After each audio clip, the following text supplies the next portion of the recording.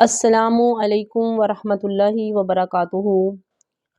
سنن دارمی کی ایک حدیث ہے جس میں آپ صلی اللہ علیہ وآلہ وسلم نے فرمایا، کتنے روزہ رکھنے والے ایسے ہیں کہ ان کو سوائے بھوک اور پیاس کے کچھ حاصل نہیں ہوتا، اور کتنے لوگ ایسے ہیں جو رات کا قیام کرتے ہیں مگر انہیں کچھ فائدہ حاصل نہیں ہوتا۔ اب دیکھیے کہ اس حدیث کے بیچ میں آپ صلی اللہ علیہ وآلہ وسلم نے فرمایا کہ روزہ تو رکھتے ہیں سارے لوگ ہی، بہت سارے لوگ ایسے ہیں کہ جو روزہ تو رکھتے ہیں لیکن انہیں اس روزہ رکھنے کا کوئی فائدہ نہیں ہوتا، بلکہ وہ بھوکا اور پیاسا ہی رہتے ہیں۔ آپ صلی اللہ علیہ وآلہ وسلم نے روزہ رکھنے کے لیے بھی کچھ شرائط، کچھ اصول و ضوابط جو ہیں وہ قائم کیے ہیں۔ جو انسان ان اصول و ضوابط کی پابندی کرتے ہوئے روزہ نہیں رکھتا تو پھر اس کا روزہ جو ہے اللہ کے نزدیک ایکسیپٹڈ نہیں ہوتا۔ آپ صلی اللہ علیہ وآلہ وسلم نے اس حدیث کے ہی دوسرے حصے میں یہ بھی فرمایا کہ کتنے لوگ ایسے ہیں جو رات کا قیام کرتے ہیں، یعنی راتوں کو جاگ جاگ کر عبادت کرتے ہیں مگر انہیں کچھ فائدہ نہیں ہوتا۔ جو اصل بات ہے وہ یہ ہے کہ مین چیز ہے اخلاص۔ اگر ہم روزہ رکھتے ہیں تو ہمارا مقصد کیا ہونا چاہیے کہ صرف اور صرف اللہ کی رضا ہونا چاہیے، اللہ کو راضی کرنا کا مقصد ہونا چاہیے کہ اللہ نے ہمارے اوپر روزے فرض کر دیے گئے ہیں، تو اس لیے ہمیں ہر صورت کے بیچ میں روزے جو ہے جس طریقے سے اللہ نے بتایا ہے اس طریقے سے رکھنے ضروری ہیں۔ یعنی کہ ہمارا مقصد جو ہے جب اللہ کی رضا بن جائے گا، ہمارا مقصد جو ہے وہ اللہ کی رضا کے لیے جو ہے روزے کے دوران جو ہے اپنی زبان کو کنٹرول میں رکھنا ہے۔ جیسے کہ آپ صلی اللہ علیہ وآلہ وسلم نے فرمایا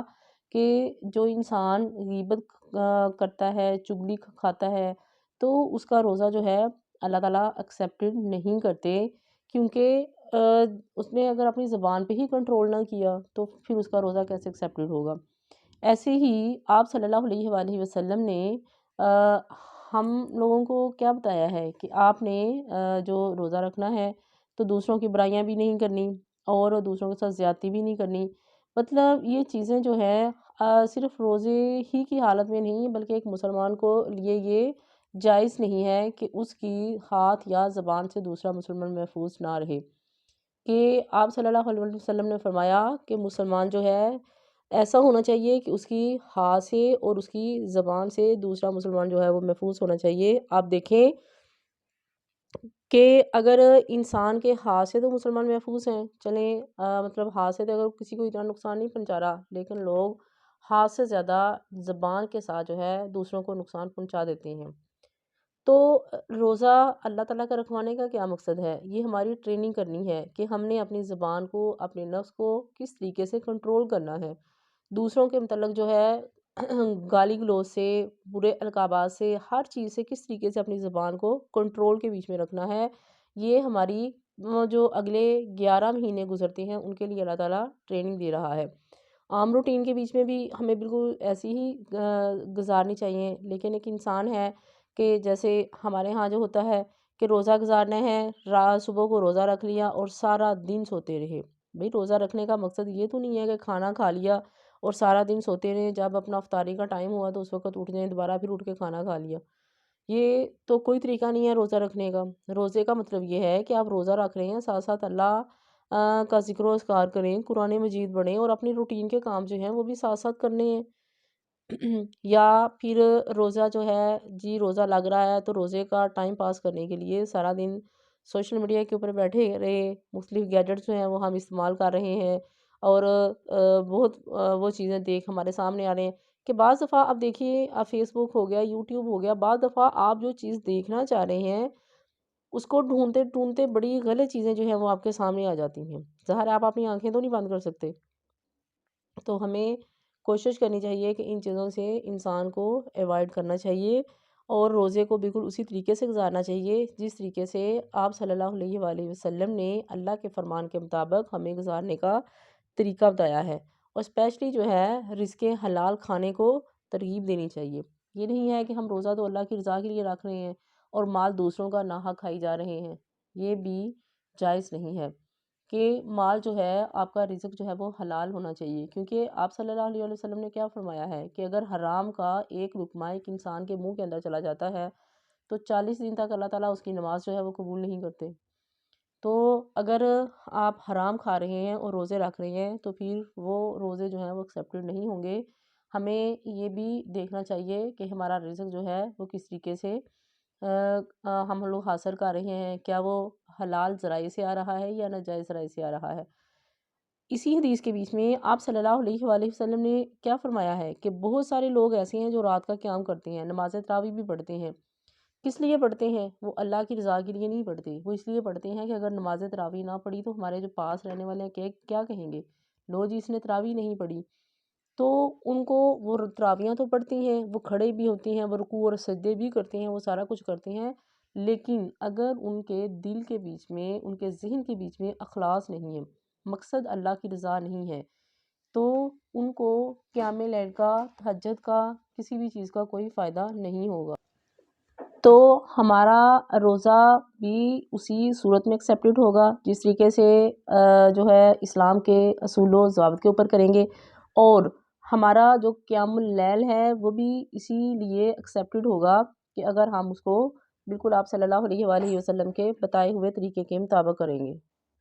آپ صلی اللہ علیہ وآلہ وسلم نے مسند احمد کی یہ حدیث ہے، آپ صلی اللہ علیہ وسلم نے فرمایا ہے کہ جس نے دکھلاوے کے لیے نماز پڑھی اس نے شرک کیا،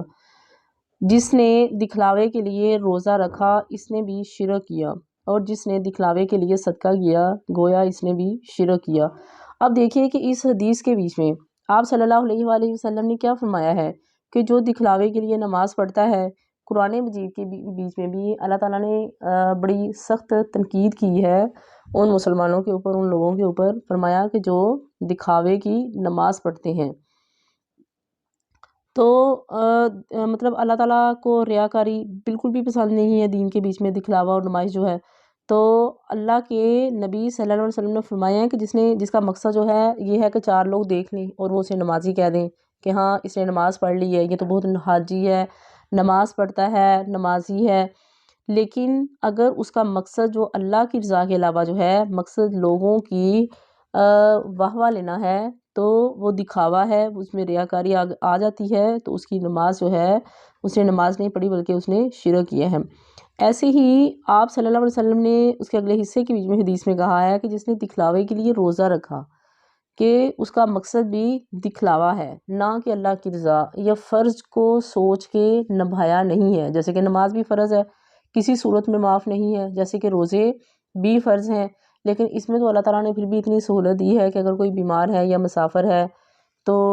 وہ اس صورت کے بیچ میں جو ہے وہ روزہ چھوڑ سکتا ہے، یا کچھ عورتیں جو ہیں وہ اپنا بچے کو دودھ پلاتی ہیں یا وہ حاملہ ہیں تو اس صورت میں وہ بھی روزے چھوڑ سکتی ہیں، اور جو دوسرے دن ہیں ان کے بیچ میں ان کی گنتی جو ہے جتنے روزے چھوڑے ہوئے ہیں ان کی مطلب رکھ کے اس کی گنتی کو پورا کیا جا سکتا ہے۔ تو آپ صلی اللہ علیہ وآلہ وسلم نے فرمایا کہ جس نے روزہ بھی دکھاوے کا رکھا اس نے بھی شرک کیا۔ اب دیکھیے کہ کتنا مطلب اللہ رب العزت نے واضح کر کے ہم کو یہ بتا دیا ہے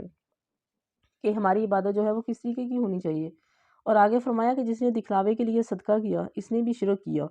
تو آپ صلی اللہ علیہ وآلہ وسلم نے دکھلاوے کو، ریاکاری کو سخت ناپسند کیا ہے۔ اسلام کے بیچ میں اس لیے اس کو سخت ناپسند کیا گیا ہے، یہ دکھلاوا کر کر کے آج ہمارا معاشرہ جو ہے وہ ذہنی مریض بن چکا ہے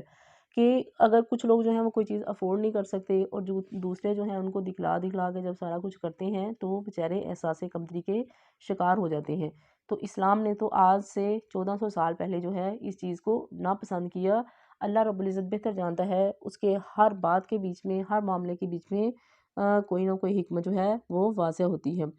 تو ہمیں ان حدیثوں کا جو ہے ہمیں یہ پڑھی ہیں اس سے کیا فرق پڑتا ہے؟ اس سے یہی مطلب اندازہ ہمیں ہوتا ہے کہ ہمیں اپنی کسی بھی معاملے کے بیچ میں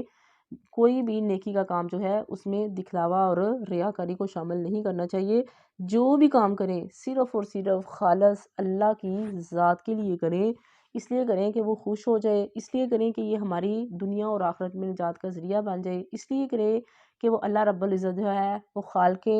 کل ہے، خالق و مالک ہے، ہمیں تخلیق کرنے والا ہے، اس نے ہمیں حکم دے دیا ہے، اور اس کے حکم کے اوپر جو ہے ہم نے سر آنکھوں کے اوپر رکھ کے چلنا ہے۔ جہاں اللہ کا حکم آ جائے تو جس طریقے سے وہ جھکنے کو کہے تو وہیں پہ جھک جانا ہے، صرف اور صرف ہمارے ذہن کے بیچ میں یہ بات ہونی چاہیے۔ تو انشاءاللہ جب ہمارے دل کا مقصد اور خواہش ہی یہ بات ہوگی کہ جس طرح اللہ نے ہمیں حکم دیا ہے بالکل ویسے ہی کریں، تو انشاءاللہ ہر جو عبادت ہے وہ ہمارے لیے جو ہے دنیا اور آخرت میں نجات اور بخشش کا ذریعہ بن جائے گی۔ اللہ رب العزت سے دعا ہے کہ یہ رمضان المبارک کا بابرکت جو مہینہ گزر رہا ہے، اس میں ہمیں اخلاص کے ساتھ جو ہے اللہ کو راضی کرنے کی توفیق عطا فرمائے، ہمارے اندر جو ریاکاری اور دکھلاوے کی بیماری ہے اسے ہمیشہ ہمیشہ کے لیے ختم کر دے، آمین۔